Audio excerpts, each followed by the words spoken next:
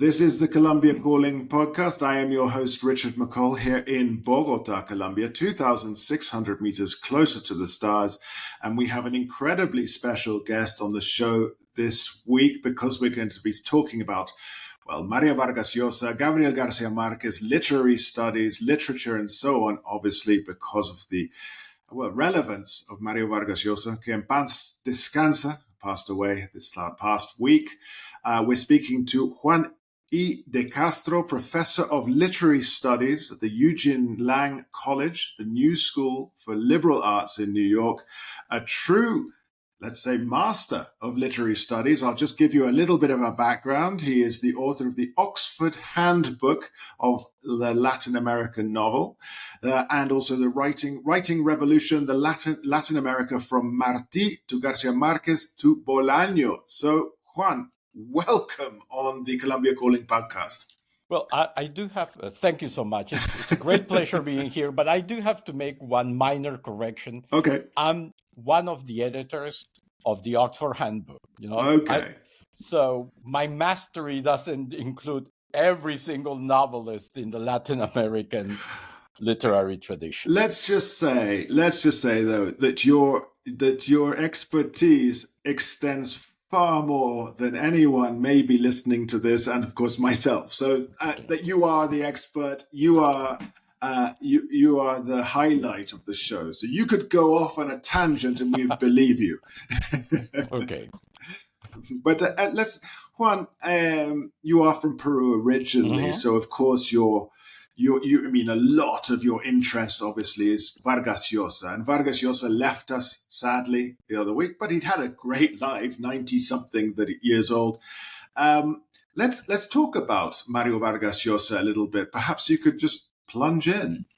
Okay. I've been thinking, of course, a lot about Vargas Llosa, for a long time, but especially since his death. And it's fascinating because this marks, I think, the end of an era. So I'm not completely sure what era has ended, right? Because in one way, what one could say is the end of the boom. But, the boom, this moment where young, charismatic writers, modernist writers, became known throughout the world. And I think that becoming known throughout the world is really important when one talks about the boom, because there were earlier writers who were equally excellent, but didn't have that kind of international recognition, right? So, but that already ended.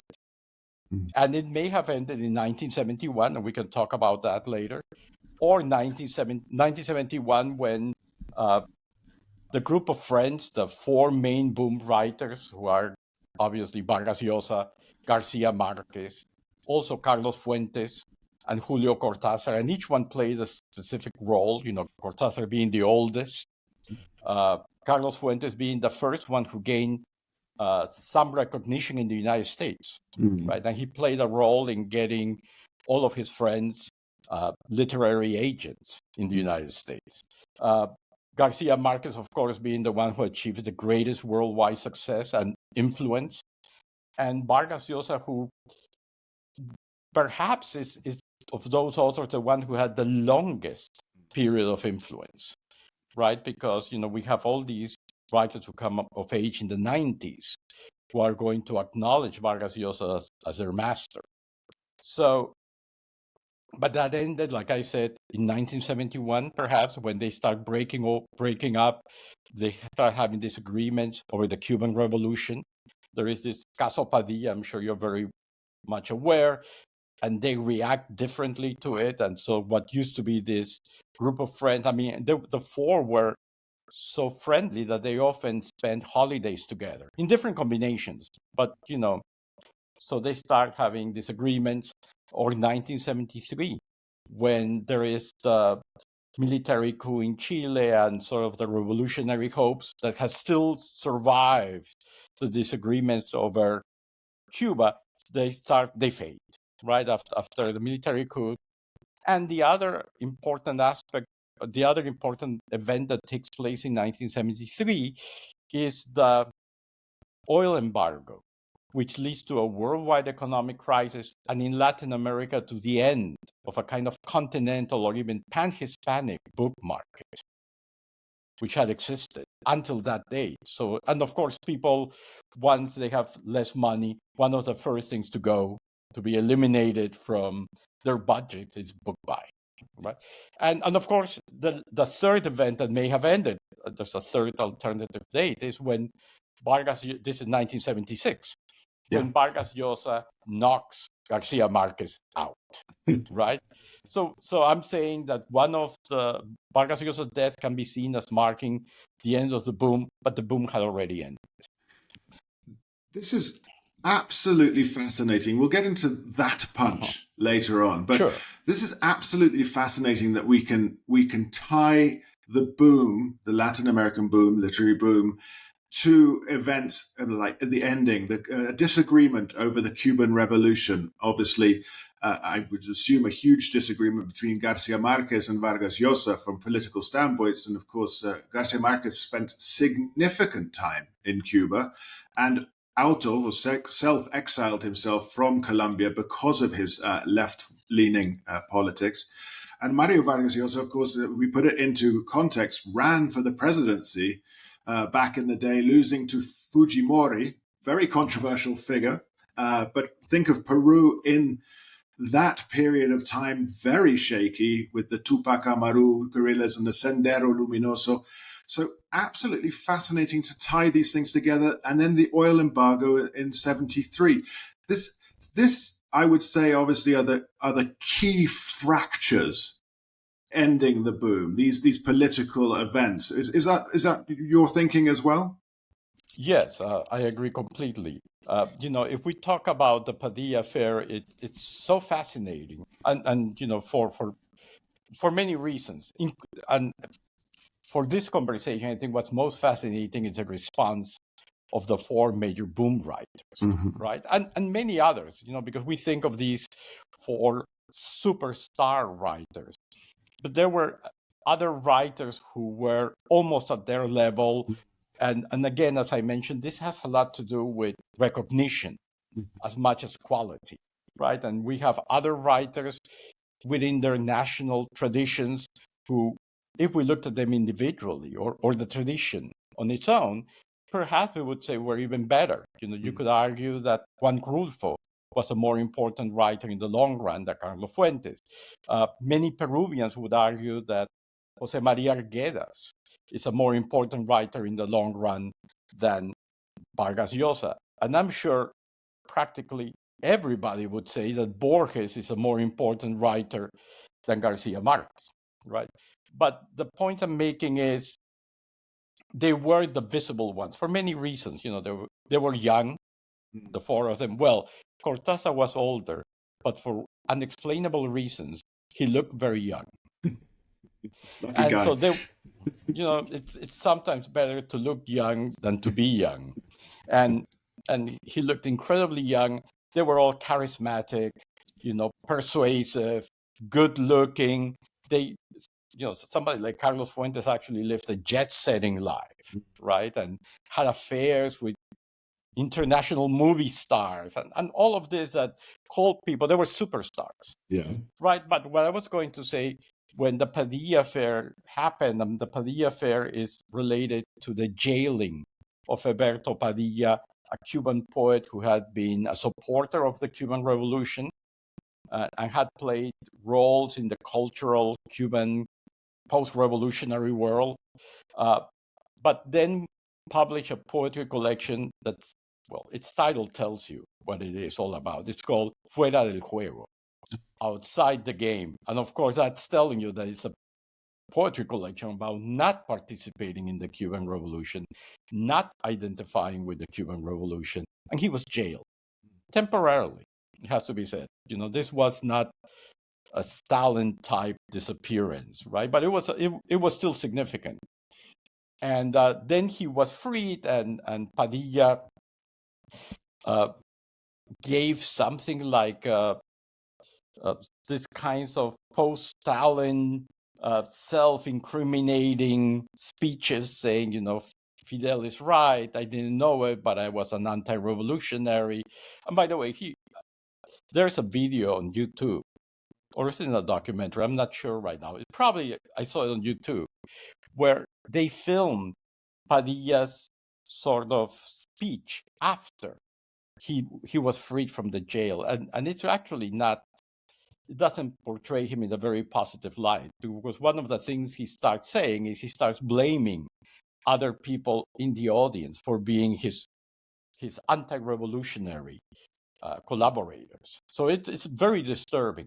Be that as it may, Vargas Llosa reacts to the Padilla affair, and he's a very passionate individual, and he writes an open letter to Fidel Castro, and he gets Sartre to sign it, Simone de Beauvoir to sign it, Susan Sontag to sign it. So all the major intellectuals, left-leaning intellectuals of the time.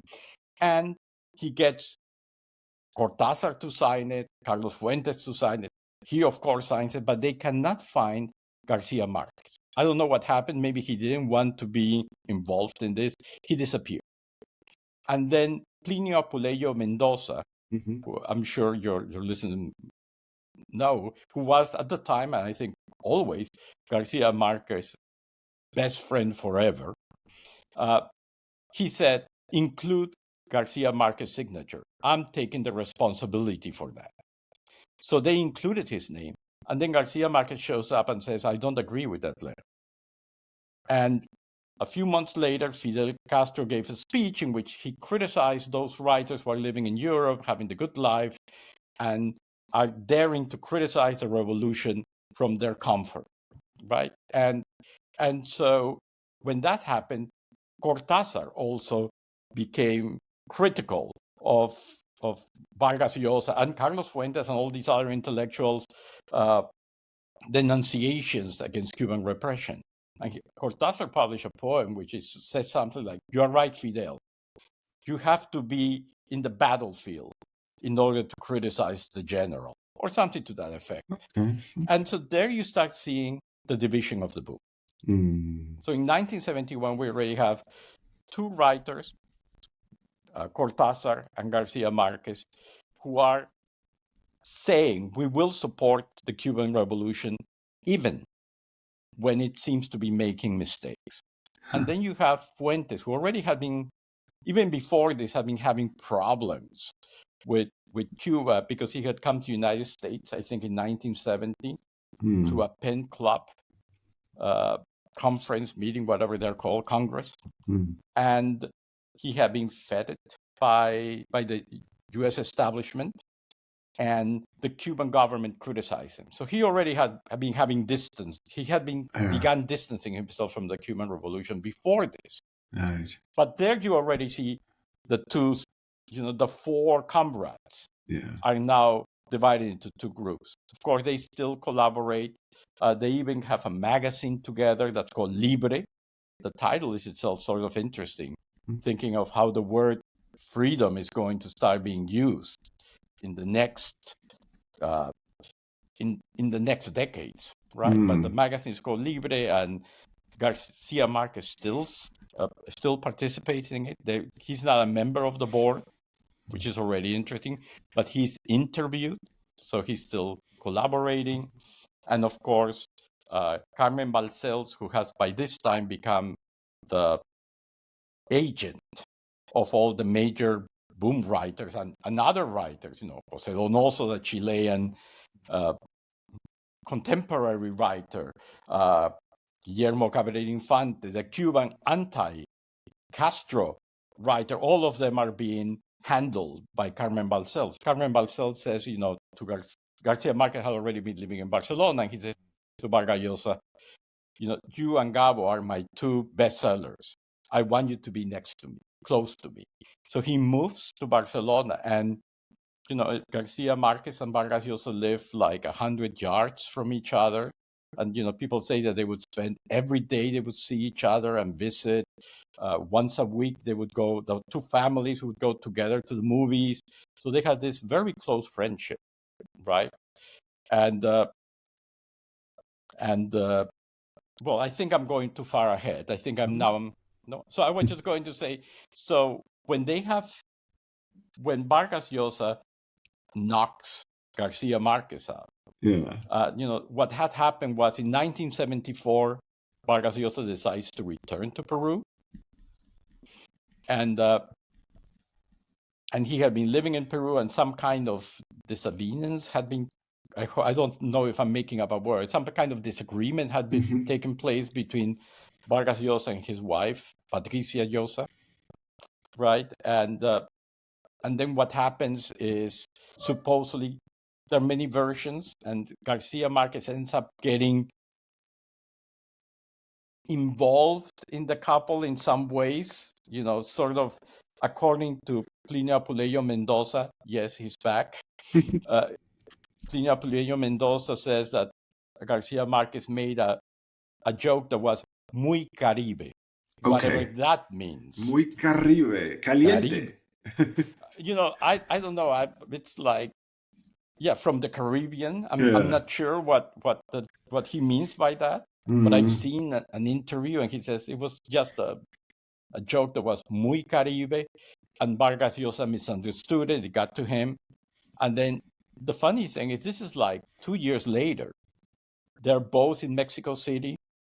They're showing Supervivientes de los Andes. I don't know if people know the story of the Uruguayan rugby team that ends up, the plane sort of, would you say it? It has an accident, and they end up living in the Andes for months.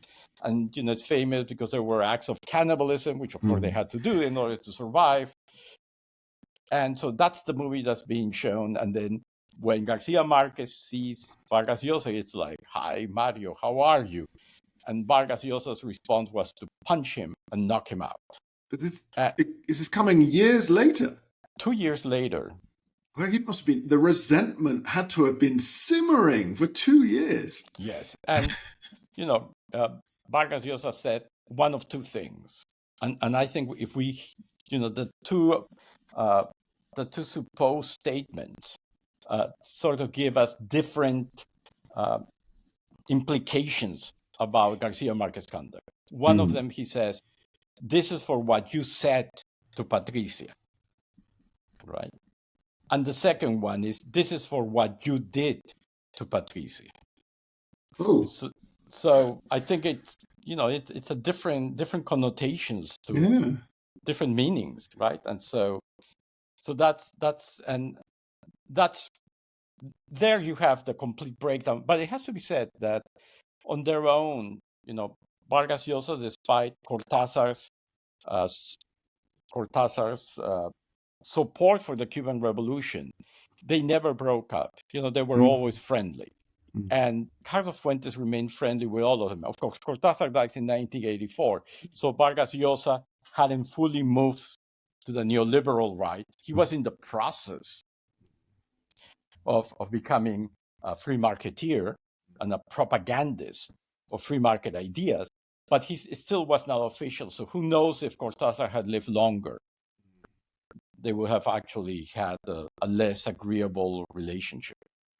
There's so much in that last segment that you chatted about. I just want to jump in for my listeners. Sure. The Uruguayan rugby team, an absolute tragedy that crashed in the Andes. There's a documentary on Netflix right now, quite recently, about it. It's the newest thing. But there was, of course, a Hollywood film some years ago. John Malkovich was in it as like the voice of an older man. It was Ethan Hawke was a star. Yes, cannibalism, an absolutely harrowing story. But I would recommend the documentary. How interesting that the authors were at that original documentary showing, that original film. It was a fiction film. Okay, a fiction film. I spent a lot of time in the Colombian Caribbean, not far from Aracataca, where Garcia Marquez was born, in a town called Monpós, where Mercedes, his wife, went to school, because she was from Magangue, the other side. So when you say muy Caribe, the insult or the joke, it could come out as insulting if you are not, I don't know what it was, obviously we don't know what the joke was, but if you are not in tune with the vernacular and like the I would say the sort of more I mean, vulgar joking that comes from that area. And of course, Vargas Llosa being correct, but he's from Arequipa, from the academia. He might not get it, the Caribbean thing. So maybe he felt the resentment of not understanding something. I mean, because they'd known each other so well for so long. So that's just really interesting. But we can speculate too much about what's happening. And when you say what you said to Patricia, well, this is perhaps the vulgar joke. But what you did to Patricia, the connotations are something physical, or basically denigrating her, I guess, as well in the phrase. So again, we can speculate, but the shiner, the bruise that Vargas Llosa has is, well, it's known around the world. It's one of those images, and yeah, I guess this is the final nail in the coffin for this group of friends. And then the other thing I wanted to touch on, that this magazine Libre, I had no idea about, but this is, the limits of my knowledge on this. When you say Libre, I get to think of Garcia Marquez, thinking of Libre speech, thought, political ideologies. And I think of, because of his latter years, Vargas Llosa thinking of Libre in terms of neoliberal economic thought. So how do you picture that Libre, if you were to delve into it? Yeah, Libre, I'm not sure how long it lasted. It didn't last very long at all, right? And obviously, I don't think it lasted till 1973. It was very much, at that time, all the boom writers were united in their enthusiasm over Allende. Yeah. Right. And so that's the context for Libre. I think that the evolution of the word and the uses of Libre are really interesting because, of course, in the 1960s, Fidel Castro would end his speeches with Patria Libre o Muerte.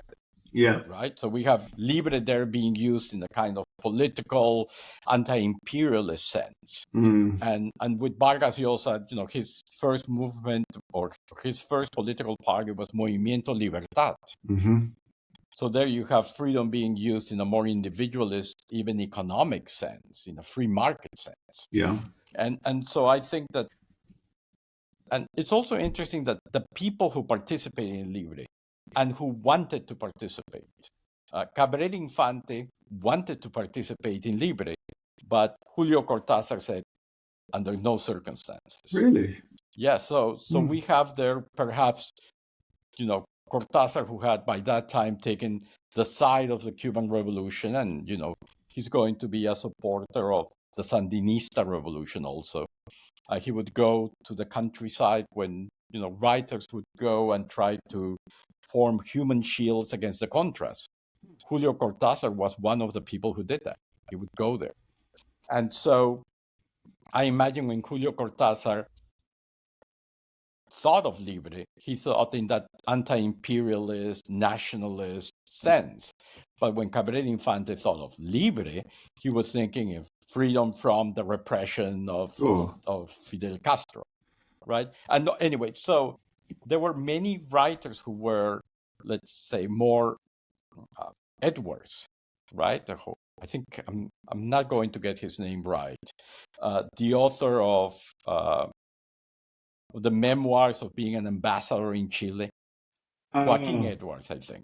Yeah, something like that. Yeah. Yeah,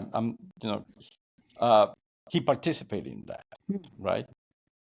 So the point I'm making is it was very much like the last hurrah of a kind of broadly left intelligentsia.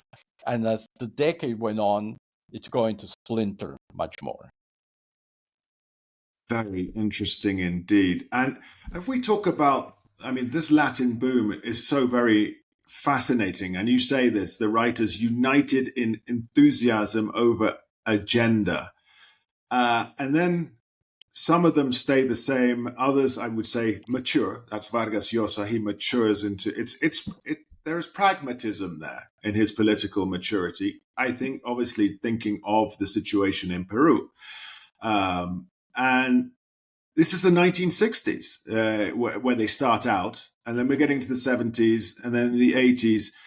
and we're no longer we're in the sort of like, let's say, the final throes of the Cold War, and of course the 60s and 70s, that image of Che Guevara is out there, I would say one of the first images that has become, obviously it's in every dorm room in liberal colleges everywhere. But you have this sort of closing down tail end of the Cold War, and then economic change. And I guess you start seeing that as well through the literature of these authors as it declines in the Latin American boom. Can you perhaps expand on this? Yeah, I think the boom is not only...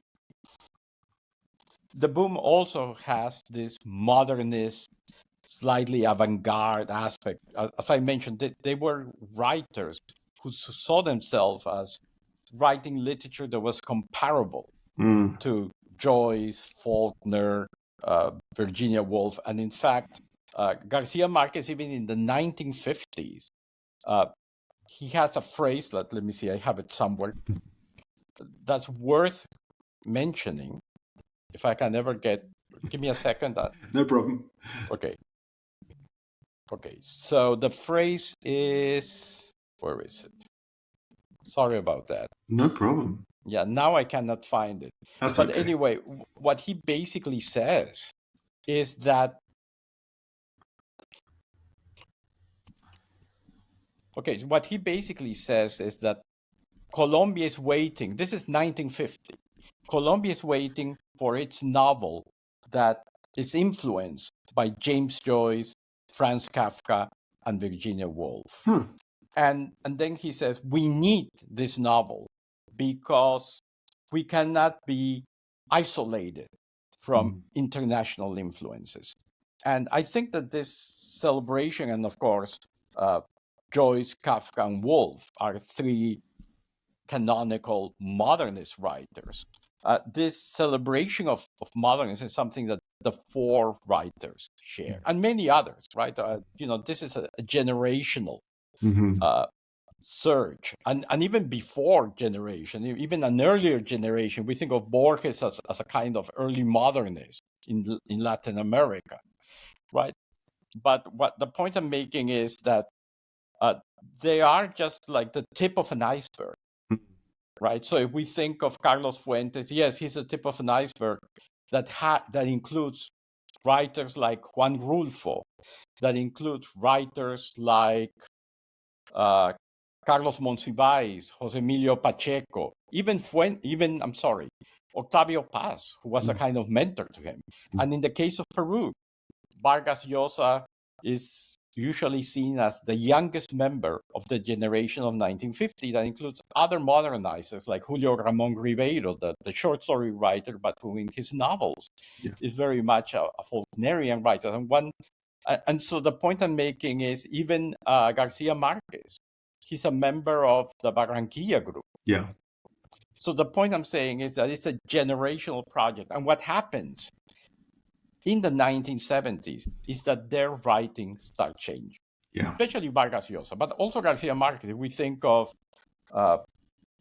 Chronicle of a Death Foretold, Crónica de una Muerte Anunciada, it's already flirting with crime novel, detective novel, and or Love in the Time of Cholera, Amor en el Tiempo del Cólera, which is a kind of romance novel.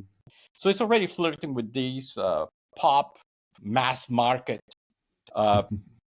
genres, and not to speak about Vargas Llosa, who, of course, in Pantaleón y La Visitadora, Cap de Pantoja and the Special Service has this sort of humorous, slightly erotic writing, and on Julian, the script writer, La Tía Julia y el Escribidor, which is very much humorous and playing, and even the way he writes on Julia is interesting because Vargas Llosa's writing has been characterized by extreme complexity. Yes. Right. He always had this very strong sense of narrative drive, which is what makes you sort of accept the extreme complexity of, chronological juxtapositions, character. You start a sentence, let's say, in one moment, and the next sentence is in a completely different moment in the narrative. but that somehow they comment on each other. And so he does these structural games and which is borrowing, of course, from Faulkner and from Flaubert earlier. So it's not completely new, but he takes it to a new extreme. And in the 1970s, beginning with on Julian the scriptwriter, you have, instead of this enormous complexity, you have basically two narrative lines. And this is something he's going to do in other of his novels. In that case, it's the story of Mario Vargas Llosa's romance with his aunt, a real rival aunt by marriage, just in case. Yeah, just in case. Some listeners are horrified, but he did marry his first cousin anyway. But as a second wife. But anyway, so the point I'm making is you have that storyline, and then you have the second storyline, which are basically the radio plays that are being written by Pedro Camacho, the storyteller, the soap opera, the radio soap opera writer. And that is a lot simpler, a lot easier to read than Conversation in the Cathedral, Conversación en la Catedral, right? Where the juxtaposition of times and characters is really, really very difficult, right? And so the point I'm making is that this search for a kind of Latin American Kafka, Joyce, Virginia Woolf sort of fades. And none of them abandon their earlier styles, but they're much more accessible to the reader. And this abandonment, does this coincide, of course, later on with the agent they get? Oh, I hadn't thought of that, to be honest. I don't know, because of course, Carmen Balcells is going to make a lot of money out of 100 Years of Solitude. Yes. Right? And she's already Vargas Llosa's agent when he publishes Conversation in the Cathedral. So I'm not sure to what degree she played a role, and she's going to be the agent of everyone. Yeah. But I think that Vargas Llosa had this really clear sense of, to use a kind of academic phrase, the World Republic of Letters. Okay. He had a real clear sense of what the world market and the world cultural circles wanted, right? And maybe he even had a clear sense of where politics were going from the start. And so he may be the first major Latin American writer to completely pull away from radical politics. So Carlos Fuentes too, but Carlos Fuentes always stays in a kind of social democratic leaning frame, positions. Vargas Llosa is the one who starts flirting with free market ideas even before he's officially a free market person. So the point I'm making is he seems to have, especially when he was younger, to have this sense of where everything was going, where the culture was moving. And so I think he understood that he couldn't write another Conversation in the Cathedral that and by the way, Garcia Marquez will write his own Conversation in the Cathedral, in a way, in El Otoño del Patriarca, the Autumn of the Patriarch. And of course, that's a very unsuccessful book, right? The one failure in his career. And it has to do, I think, that instead of continuing, he was celebrated when he published 100 Years of Solitude. And this may be the very first critical book on Garcia Marquez. And it's called García Márquez, El Arte Olvidado de Contar. García Márquez, the forgotten art of storytelling. And I think that this is by Ricardo Gullón, who's, I'm not sure from where he is. He's a Latin American critic. But the point I'm making is he was celebrated for when the other writers, when Carlos Fuentes, Julio Cortázar, of course, whose most famous novel is Hopscotch, Rayuela, which is itself a kind of, it's very entertaining, but it's also very complex, and you have to jump around the text following a guide, an instruction guide. So you don't read it in sort of sequential order, but in this arbitrary order that he provides. All of these writers, and of course, Vargas Llosa are writing these complex, though fascinating and successful novels. Garcia Marquez, especially before they included the family tree, because I think the difficulty in reading 100 Years of Solitude in the first edition has to do with the repetition of names and characters. Yes. Where you can easily get lost. It's a kind of labyrinth. Yes. But once they introduce the family tree, which was rather early on, then it becomes much easier to read. And, Garcia Marquez has this, as Ricardo Gullón said, this ability at storytelling. This almost oral. I mean, he's much better than that, right? But you get the feeling of an almost oral narrative that is sort of pulling you along. And I think that that's already pointing towards the post-boom, as the writers who come after this, who sort of make the innovations of the boom, they use them, but in a kind of, homeopathic way, with sort of much care. And if you think of somebody like Isabel Allende, right? Isabel Allende is going to borrow lock, stock, and barrel from Garcia Marquez, or Esquivel in like Water for Chocolate, como agua para chocolate. It's another retelling of 100 Years of Solitude. So 100 Years of Solitude is in some ways a founding text of a certain type of post-boom narrative. We talk about Isabel Allende, that the imitation would be the House of the Spirits. Sure. And then, like you said, like Water for Chocolate in a kind of magical realism as well. Esquivel. I had a point when you were talking about the sort of poor reception of El Otoño del Patriarca.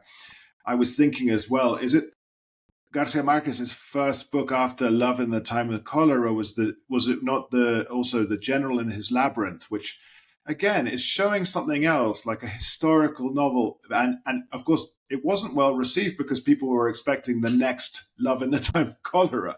But it was kind of, I think, as you say, there's a misunderstanding there.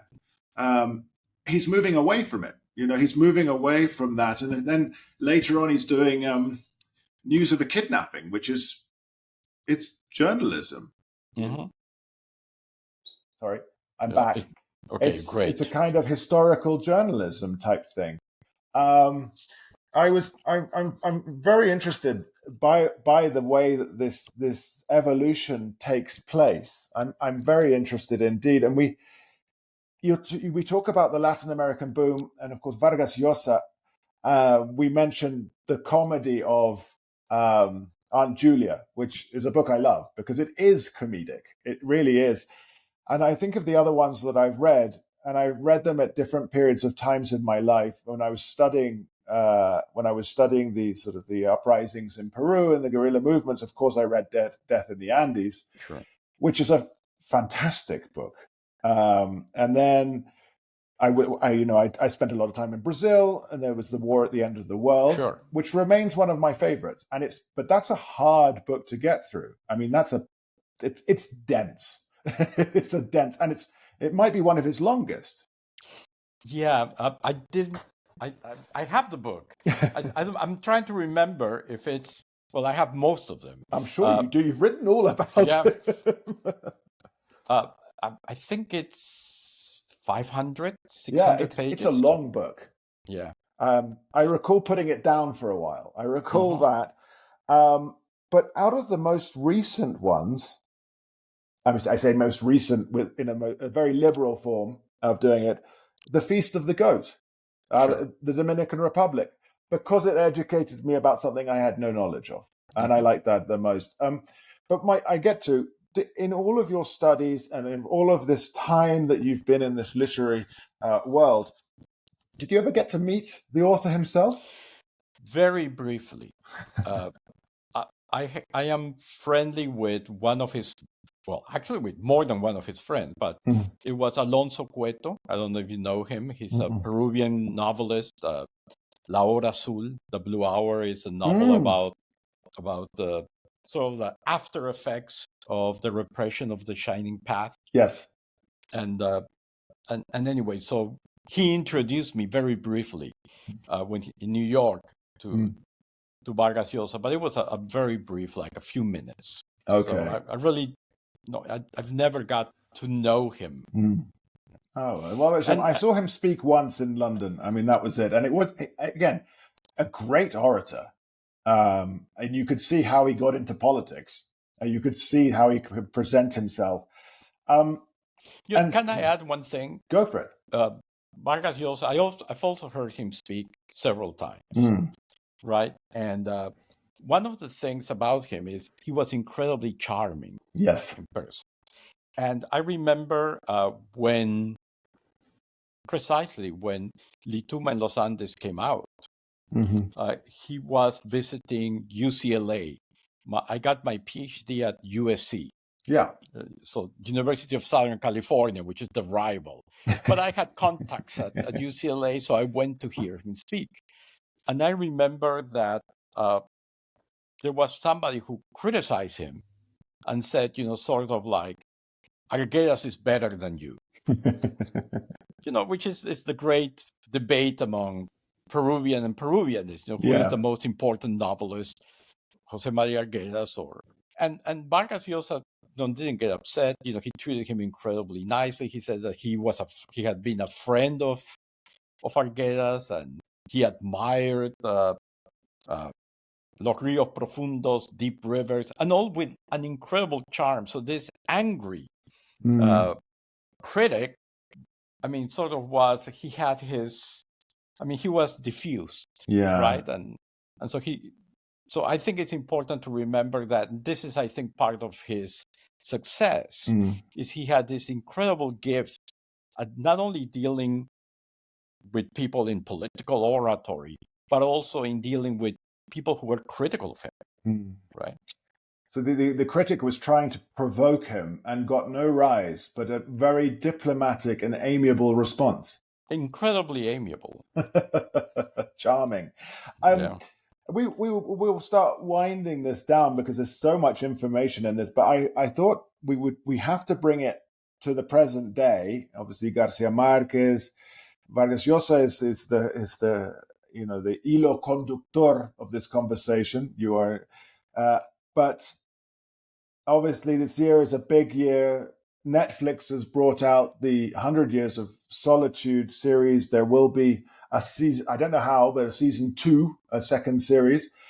I will admit here, I think people who know me know that I have not watched, not one of 100 Years of Solitude. It's not out of protest.